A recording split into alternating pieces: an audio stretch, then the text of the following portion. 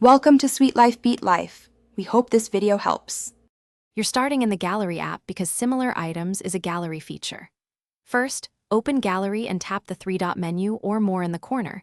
This goes straight to App Settings. Once inside Settings, scan for entries named Similar Items, Similar Photos, or AI Album. These control automatic grouping.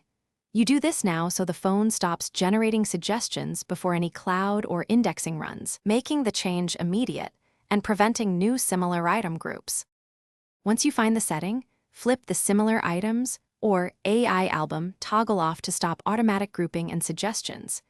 If that option isn't visible, open Settings right arrow Apps right arrow Gallery, then check Permissions and Storage.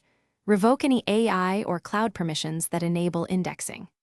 Next, disable sync with Huawei Cloud or Google Photos so the service cannot re-enable grouping remotely. Doing both the toggle and permissions ensures the phone stops analyzing new photos and won't rebuild similar item sets. Finish by clearing the gallery cache and then reboot the phone to force settings to take effect. Go to Settings right arrow Apps right arrow Gallery right arrow Storage right arrow Clear Cache.